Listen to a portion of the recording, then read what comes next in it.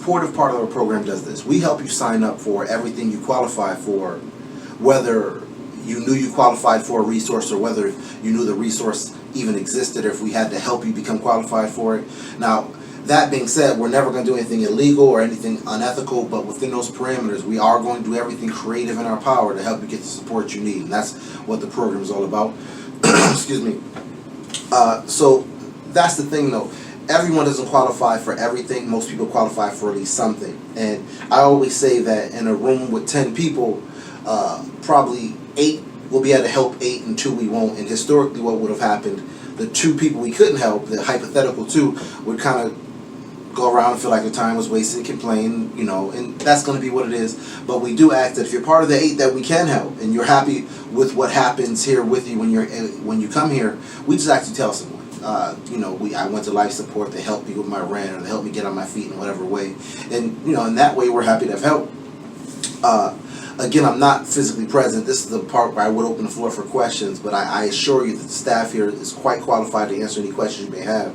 But so now I'm going to move on to the second part of our program, which we categorize as talk. How I tend to talk about that aspect of our program is this. I'm a minister. I'm the owner of this business, but I was incarcerated for 4 years. You know, I came home in 2001. I'm sharing that for a very specific reason. I came home from prison in 2001. I got married in 2005, around then, and it wasn't until around the 6th year of my marriage that I started noticing how much incarceration was affecting me as a husband and as a dad. And when I looked at the rest of my life through those glasses, I saw that it wasn't just affecting me at home, it was affecting me, well, in my case, church, or where I sat, because I still had crowd avoidance. It affected me, this is a video, but I'm going to be real, it affected me at social services when I was applying for food stamps and how I responded to certain attitudes. It affected how I mentally prepared for job interviews and how I emotionally responded when I didn't get a job. In fact, it affected so many areas of my life that it changed the way we operated our programming. And when I say that, I mean this.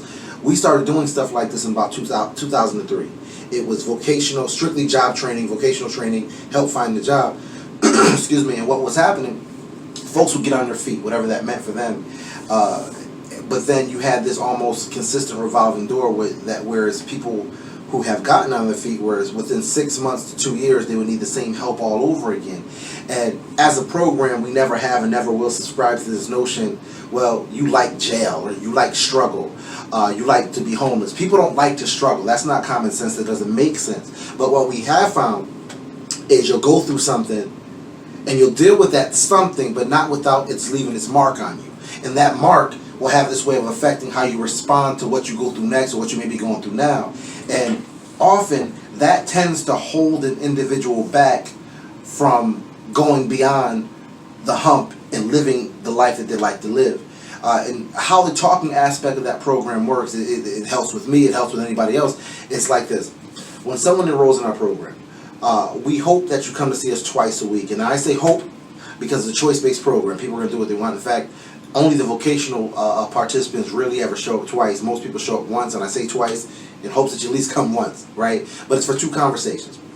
One conversation, it's job development and it's orientation. But when I say a job, we could be speaking of a job for now, your career, college, the business you want to start. It's all about your professional endeavors, but looked at through the glasses of what you've been through personally. Okay.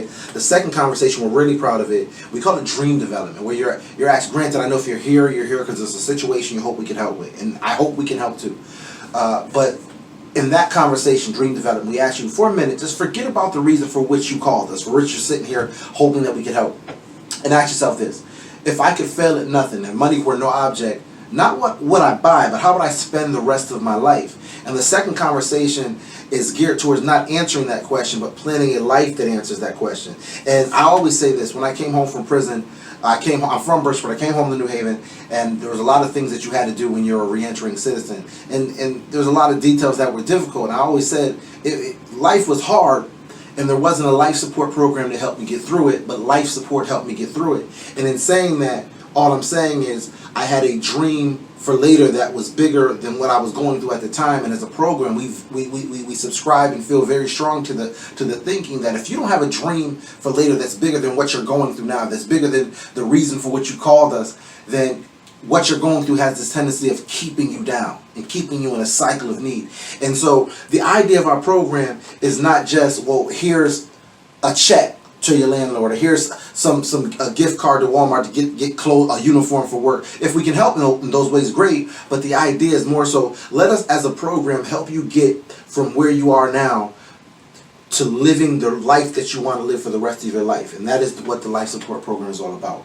Now, I want to say that our program is 12 weeks long. I'm going to talk about quickly what I mean by that. I'm going to talk about what I don't mean by that, and whoever's watching, I'm going to try to scare you away.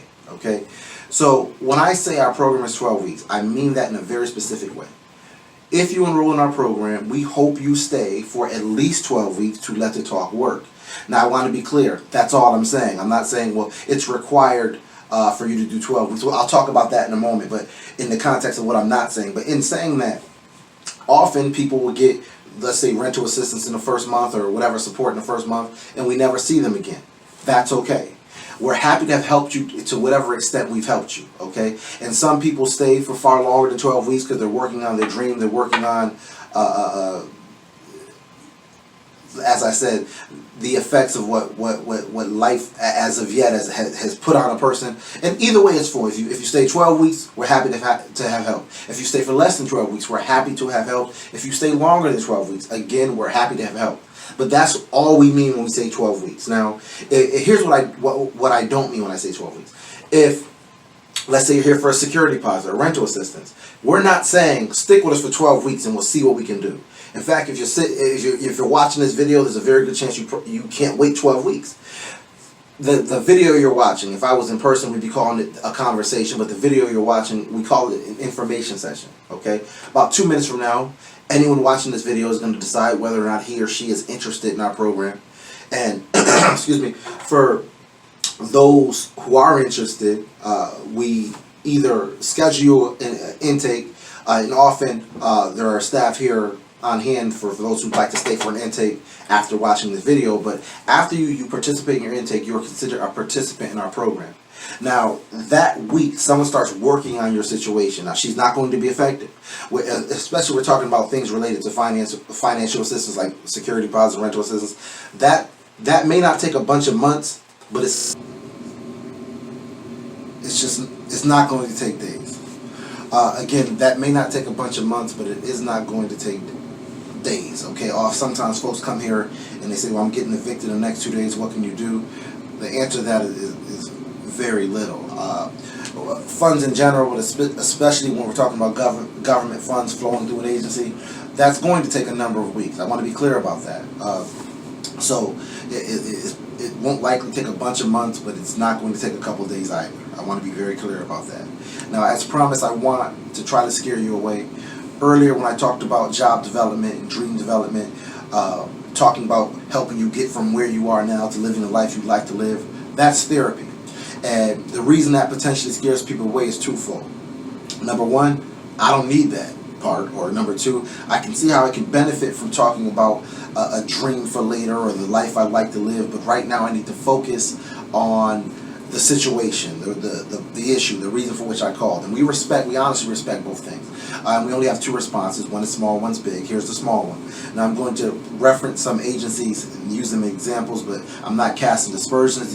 These are good agencies. Some are referral partners. I want to be clear about that. But let's say if I need help finding a job and I go to Connecticut Works, and if I can, I should. But it's a simple conversation. What do I qualify for? What can they help me make me more qualified for? If I need help with my rent, and I go to, let's say, Section 8, and if I can, I should. But again, a simple conversation. What can I afford? What can they help me afford? Where life support is a bit different is you're looking at your whole life, right? Where what is my living situation as it is now and as I like it to be? What is my employment situation as it is now and as I like it to be? Excuse me. What is my social connectedness, the way I relate to and am related to by the people I care about? What are those relationships now, and what are they as I'd like them to be? And then all those pieces get put into a blender, as it were, and you look at all the pieces, each piece in tandem with all the other pieces, and that tends to become the building block, not for a one-time check or a quick financial shot in the arm to help you get on your feet, but the building blocks for a plan from getting to your current situation to living the rest of your life the way you like to live. Addendum includes both a programmatic update and a mission-related message. While the update is necessary in terms of your involvement in the program, listening to the mission-related message is absolutely optional. Going forward, the majority of the therapeutic aspects of the program, which we describe as the helping parts of our program, will no longer be carried out by direct life support staff, but will alternatively be carried out by associated organizations. That being the case, we will still do everything in our power to maintain a seamless experience for you.